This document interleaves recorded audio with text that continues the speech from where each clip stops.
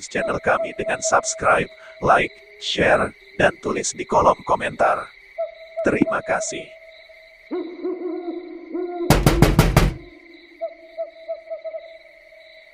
Kakekku pernah menegur ibuku karena cerita ini. Ya, cerita ini dialami ibuku saat masih berusia 4 tahun. Walaupun sudah lebih dari 40 tahun berlalu, tapi masih membekas di memori ibuku. Salah satu rumah di sebuah kampung yang jauh dari kota di Provinsi Sulawesi Tenggara pada pertengahan tahun 1960. Tengah mengadakan kenduri pernikahan, ya, tepatnya di rumah orang tua ibuku, dan yang menikah adalah tante dari ibuku yang bernama Lita. Singkat cerita, setelah sebulan menikah, Tante Lita dan suaminya memutuskan untuk pindah. Mereka memilih untuk tinggal di kebun. Sekedar gambaran, kebun yang dimaksud adalah sebuah ladang bercocok tanam yang letaknya di hutan sekitar kaki pegunungan dan jaraknya puluhan kilometer dari kampung. Di kebun ini, mereka menanam apa saja dan hasilnya dijual ke kota dengan menggunakan jasa angkutan tenaga kuda. Maklum zaman dulu, ya, begitulah kehidupan mereka. Konon, di kebun tempat mereka tinggal itu cukup angker. Ada sebuah pohon beringin yang apabila malam hari tampak dari kejauhan, di pohon itu seperti menggantung puluhan balon. Itu terlihat sangat jelas, tapi apabila diperiksa keesokan harinya, tidak ditemukan apa-apa.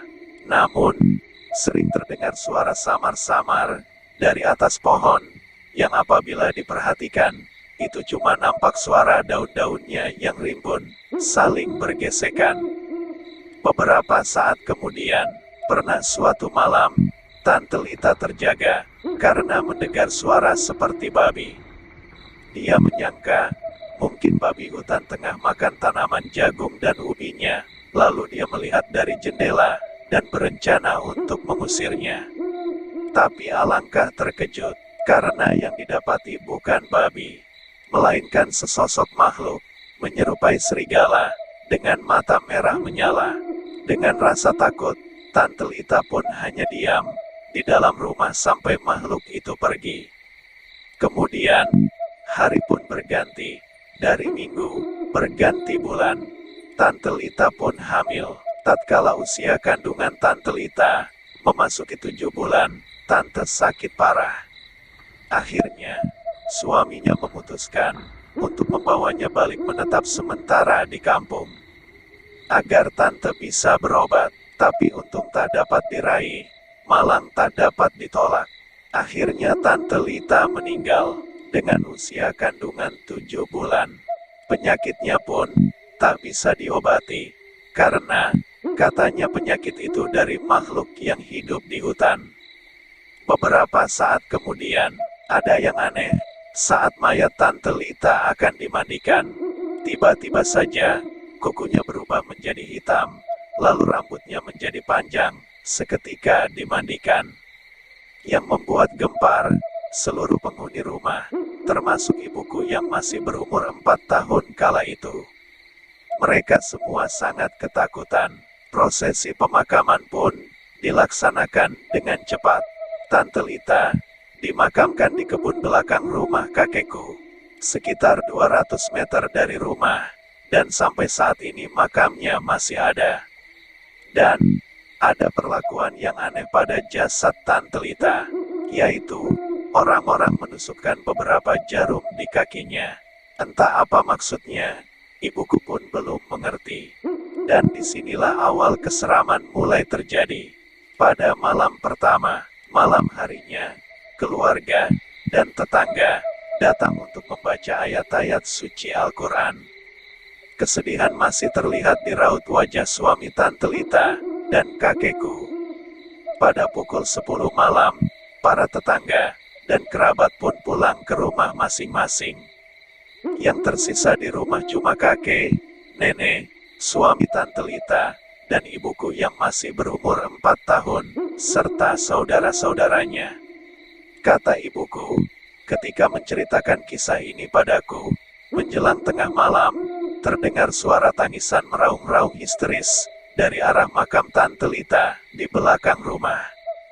Tangisannya menyayat sekali. Sesekali juga terdengar suara tertawa seorang wanita. Seluruh penghuni rumah yang ketakutan cuma bisa pasrah dan berdoa. Tangisan Tante Lita itu ternyata terdengar sampai ke rumah-rumah tetangga lainnya. Suara tangisan pilu yang disertai suara seperti orang menarik daun kelapa di sepanjang jalan di kampung. Tentu saja, keesokan harinya menjadi gosip hangat di kampung dan membuat warga di desa takut keluar rumah saat malam hari. Pada di malam kedua setelah Tante Lita dimakamkan, tinggal beberapa orang saja yang datang melanjutkan pengajian di rumah. Itu pun pada pukul 9 malam, mereka sudah pamit pulang. Konon kata ibuku, di malam harinya pada jam 11, dinding rumah yang terbuat dari papan, terdengar suara seperti ada orang mencakar-cakar dari luar rumah. Dan itu berlangsung cukup lama. Kemudian, menjelang lewat tengah malam, suami Tante Lita hendak kencing. Maka diraihnya lampu tempel. Maklum, belum ada listrik di desa pada waktu itu. Dan dia berjalan menuju dapur. Ketika sedang asyik kencing, tiba-tiba suami Tante Lita merasakan bulu kuduknya berdiri. Dan tiba-tiba saja dia mendengar suara tawa cekikikan. Benar saja, di sudut dapur, sekitar 5 meter dari tempat dia kencing, terlihat Tante Lita berdiri. Dengan bola mata berwarna putih, dan sekitar matanya hitam. Rambutnya terurai sampai di punggungnya. Betapa terkejutnya suami Tante Lita. Mereka pun saling beradu pandang. Dan yang paling mengerikan dan menjijikan, terlihat arwah Tante Lita menggendong sebuah orok bayi yang masih merah. Suami Tante Lita tidak dapat bergerak, mulutnya kaku, bulu kuduknya seakan mau terbang. Rasa cintanya pada almarhumah berubah menjadi ketakutan yang luar biasa. Dalam keadaan itu, terdengar cekikikan Tante Lita sambil berkata pada mantan suaminya dalam bahasa daerah kami, kesini, kamu tidak rindukah padaku beserta anakmu ini? Sini, gendong anakmu." Dan diakhiri dengan suara tangisan. Namun, entah kenapa seisi rumah tidak ada yang mendengarnya, kecuali hanya suaminya. Dan dalam keadaan ketakutan, suami Tante Lita refleks melempar lampu tempel ke arahnya, dan berlari menuju ke kamar kakekku, sambil berteriak minta tolong. Kami sekeluarga pun terbangun semua, dan berbondong-bondong menuju ke arah dapur. Namun, arwah Tante Lita sudah tidak ada. Yang tersisa, cuma lampu beserta minyak tanah yang berserakan. Gak kebayang, ketakutan seperti apa yang kami alami. Apalagi, jarak rumah-rumah tetangga sangat berjauhan, rumah terdekat kurang lebih 50 meteran dari rumah kakek. Akhirnya, malam itu diputuskan semua berkumpul, untuk tidur dalam satu kamar. Sesak, dan berdesak-desakan terkalahkan oleh rasa takut yang luar biasa. Lalu, apakah teror arwah Tante Lita berhenti malam itu? Tidak, sejam kemudian, setelah semua berkumpul tidur dalam satu kamar, tiba-tiba, dari kamar tamu, tempat suami Tante Lita tidur di dalamnya, terdengar suara, seperti orang lagi meninabobokan anak kecil. Dalam bahasa daerah kami, sudah bisa ditebak suara siapa itu. Yang bikin suami Tante Lita makin ketakutan, tak kalah dari dalam kamar tamu terdengar suara Tante Lita memanggil. Arman, Arman, anakmu ini cari kamu. Coba kamu kemari, coba kamu lihat betapa manisnya dia. Dan diakhiri tawa cekikikan. Dalam ketakutan itu, tiba-tiba kakek berteriak dari dalam kamar. Lita, sebaiknya kamu pergi. Di sini bukan tempatmu lagi. Kami semua sudah beda alam dengan kamu. dan suara Tante Lita pun tak terdengar lagi. Keesokan harinya, sudah bisa dibayangkan betapa hebohnya di kampung. Bermacam-macam gosip beredar, mulai dari masalah mati yang tak wajar, yakni dalam keadaan hamil, lalu gosip masalah tata cara penguburan yang kurang didoakan, hingga masalah tentang tante yang semasa hidupnya jarang sholat. Ditambah kakek sekeluarga yang kurang berpegang pada agama di waktu itu. Akhirnya, ibuku yang pada waktu itu masih kecil, beserta saudara-saudaranya, diungsikan ke rumah saudara nenek di kampung sebelah untuk sementara waktu. Guna mencegah hal-hal yang tidak diinginkan, tapi tidak dengan kakek, nenek dan suami Tante Lita, mereka tetap di rumah itu. Orang pintar pun dipanggil untuk memagari rumah kakekku. Maklum zaman dulu, apa-apa pasti mengandalkan dukun. Singkat cerita, pada malam ketiga, di rumah kakek, masih diadakan pengajian. Tapi sudah bisa ditebak, mereka para tetangga tidak bisa berlama-lama. Kali ini, yang tersisa di rumah adalah kakek, nenek, suami Tante Lita, dan 2 orang saudara dari nenekku yang ikut datang menemani. Rumah kakek terdiri dari 3 kamar tidur, yakni kamar tidur utama tempat kakek dan nenekku.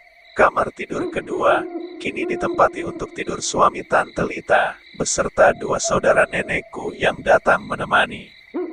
Dan kamar tamu yang kini lagi kosong, kata ibu yang menceritakan kisah ini padaku.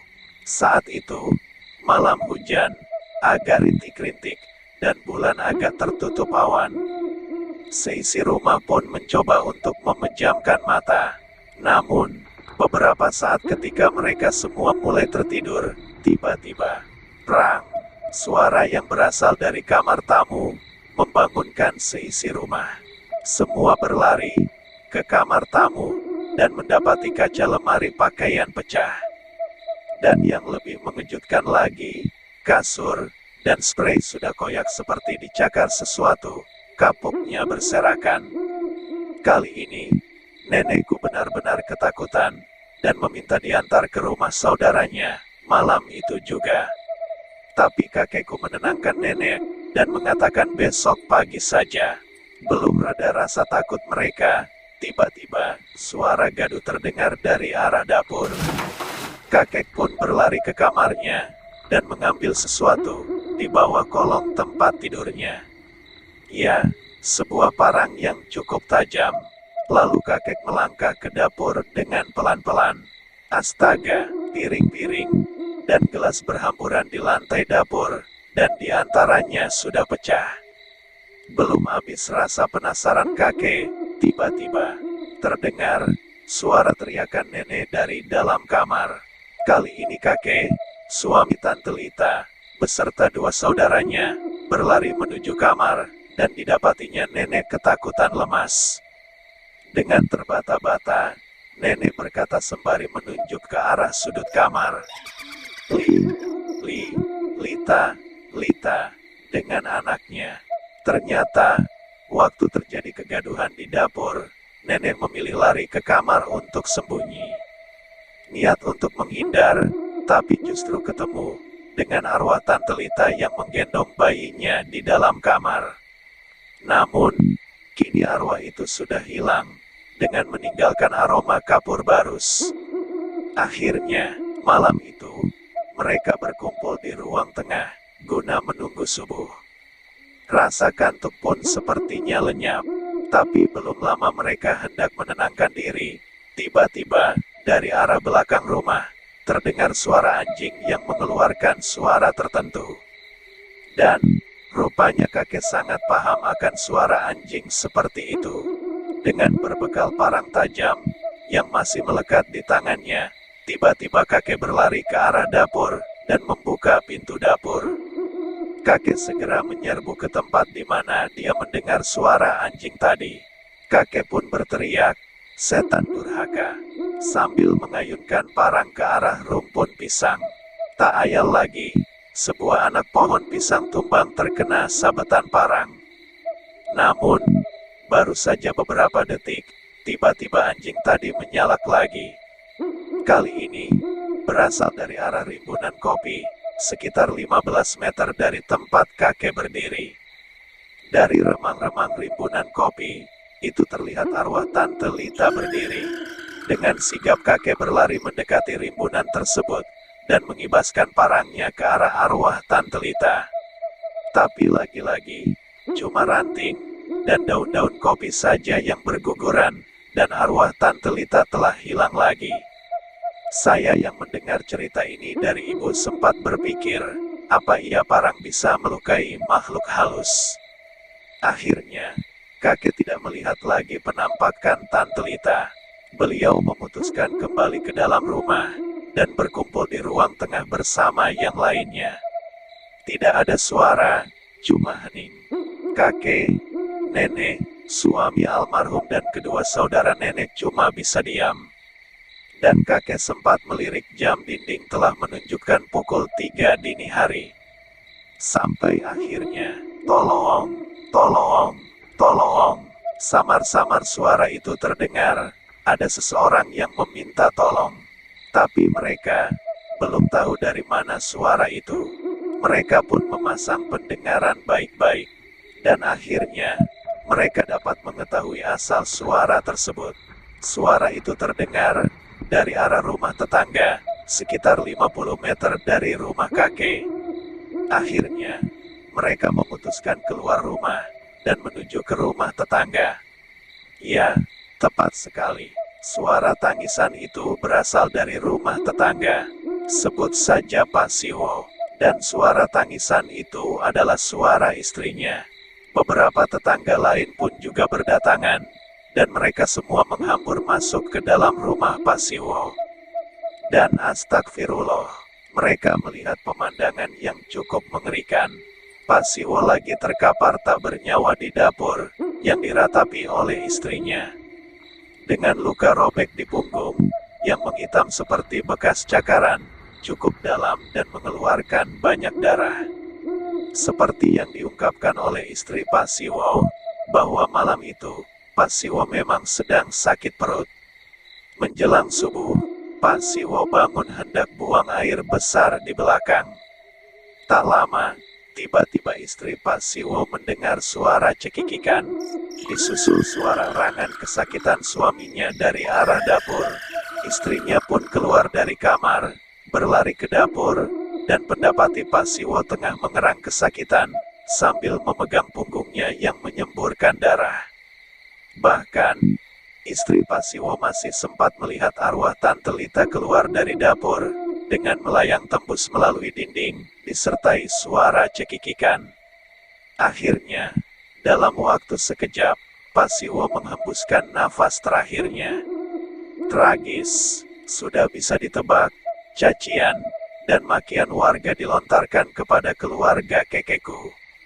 Bahkan, sampai tuntutan pun dilayangkan. Akhirnya, pada subuh itu juga, kakek beserta beberapa warga kampung, dengan berbekal obor, mendatangi kuburan Tante Lita yang berjarak 200 meter di belakang rumah kakek. Mereka mencabut nisan Tante Lita dan memasangnya terbalik. Kemudian, warga mengumpulkan ranting dan daun-daun kering, lalu membakar kuburannya. Konon katanya, dari dalam kuburan terdengar suara orang menangis. Sejak hari itu, tak ada lagi teror almarhumah Tante Lita. Seminggu kemudian, suami almarhumah Tante Lita beserta kakekku berangkat ke ladang, tempat di mana dulu Tante Lita dan suaminya tinggal, guna mengambil sisa pakaian Tante Lita yang tersisa. Namun alangkah terkejutnya mereka, karena mendapati pakaian-pakaian tersebut sudah terkoyak-koyak semua. Aku yang mendengar kisah 40 tahun silam dari ibuku itu langsung mengecek kebenaran cerita ini pada kakek, nenek, dan saudara-saudara ibuku. Dan betapa terkejutnya, mereka semua membenarkan cerita ibu. Mereka lantas menegur ibuku karena sudah mengungkit masa lalu. Mereka berpesan kepadaku agar tidak menceritakan hal ini kepada siapapun. Karena ini merupakan aib kelam keluargaku.